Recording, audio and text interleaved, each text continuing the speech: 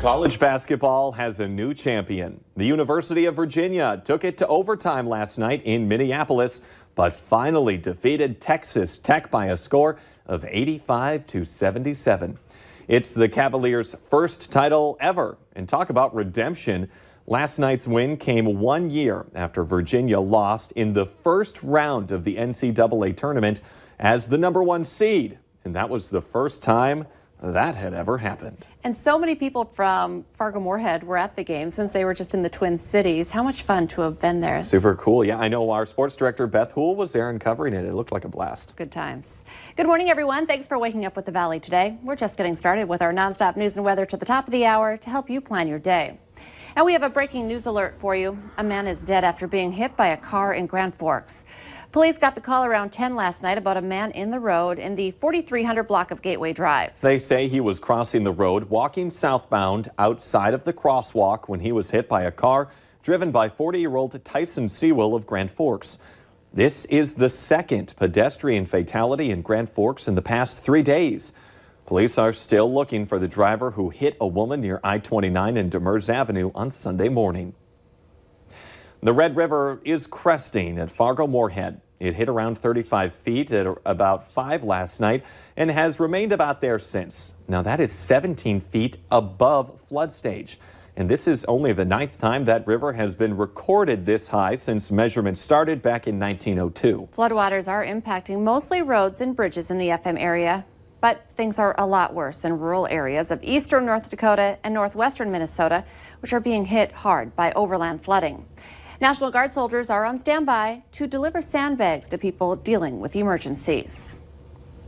And this was an emergency. Grand Forks County Sheriff's deputies are getting a lot of likes after this big rescue. Check out this video. They got a call from a local rancher about a 2-day-old calf that was stranded in the flood and surrounded by water. Deputies responded with their airboat and used it to get close enough to the critter, scoop him up, move him to dry land, and be reunited with the mama cow.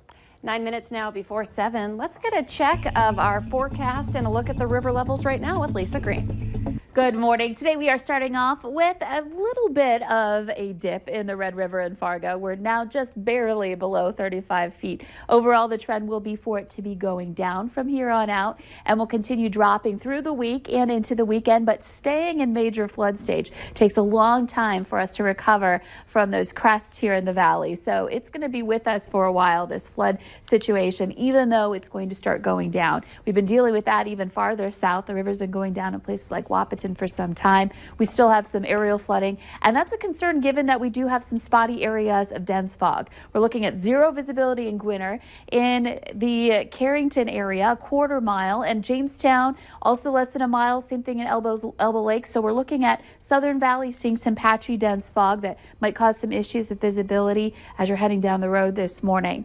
Winds are picking up. We're seeing some gusts out of the north into the 20s. It's ushering in some much cooler air today. We've gotten used to now those warmer temperatures, and we're running about 20 degrees cooler for your afternoon forecast for today. So you'll need that extra layer. Temperatures in the 20s right now in the north, some 30s in the south.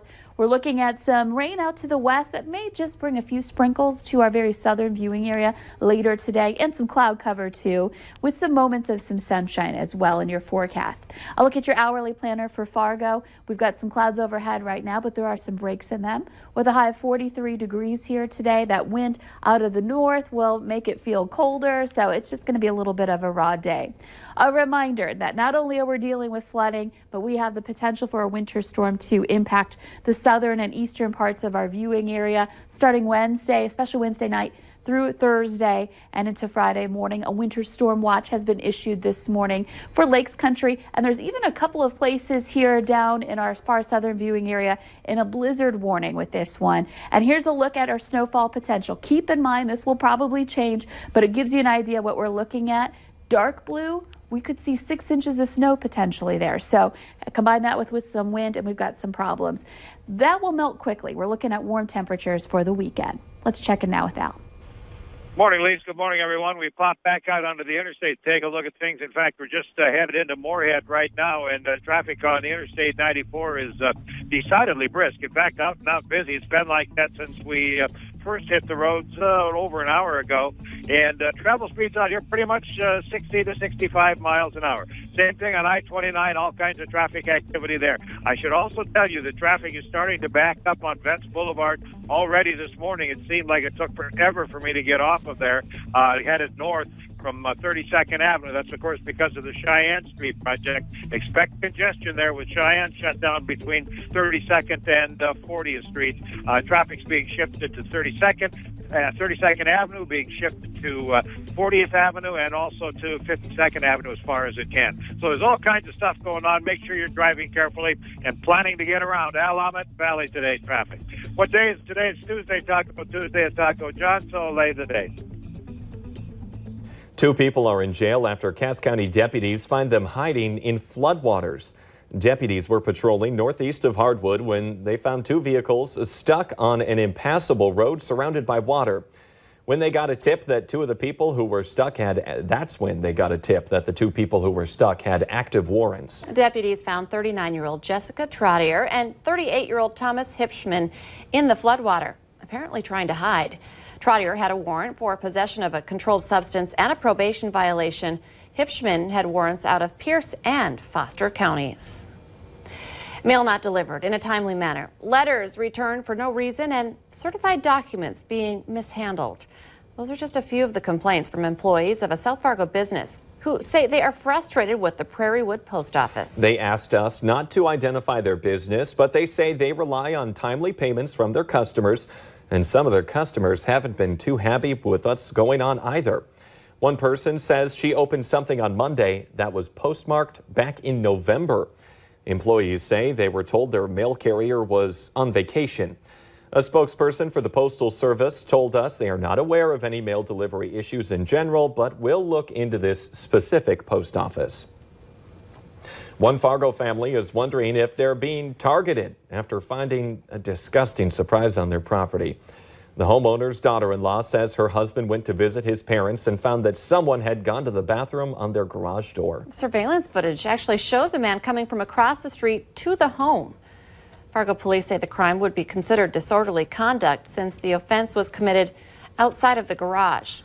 If the man had gone in the garage, they say it would have been considered burglary.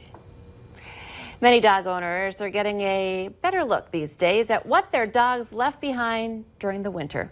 It was hidden when there was snow out there. Now the snow is gone, and picking it all up can be a gross and messy job this time of the year. But that's where these 2 12-year-old West Fargo boys come into the picture. They started a business called the Doo-Doo Dudes, and they travel all over the FM area picking up some dog waste.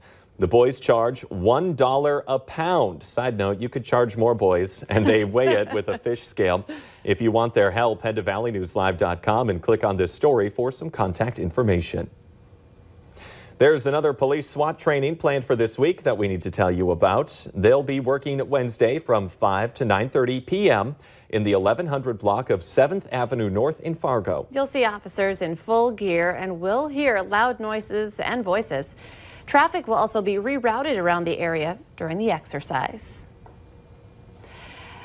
Of course, just because summer is just around the corner doesn't mean that you have to stop learning. There's some great STEM summer camps that you might want to get your kids involved in. In the Valley today's Abby Furchner is live from NDSU this morning with more on how kids can stay active and learning and have a little fun this summer. Good morning, Abby.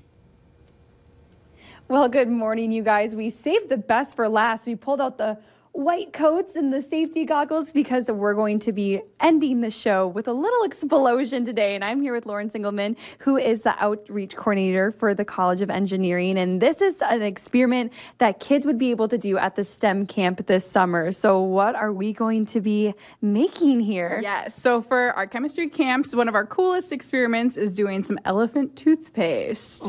So you get to mix up all your ingredients and then we'll see what happens. And they're pretty simple ingredients. I mean, this is just some soap and food coloring, and then what is in this again? Yeast and water in this. Okay. And then there's some hydrogen peroxide in the bottle here too. Okay. So let's add our food coloring. I'm going to choose pink because, you know, it's me. So how many drops do you think? Like 8, I think would be. Should be good. Okay, what's next? And then we'll move this closer to the middle of the table, and we'll get our funnel going. I'm like kind of nervous, to be honest with you, because you said this can sometimes shoot all the way up to the ceiling. So if you use like more dangerous ingredients, it can. But so this will be a little bit smaller than that and a little more kid appropriate. So I'll give you this. Oh, and I'll hold the funnel. Oh gosh, I'm doing it.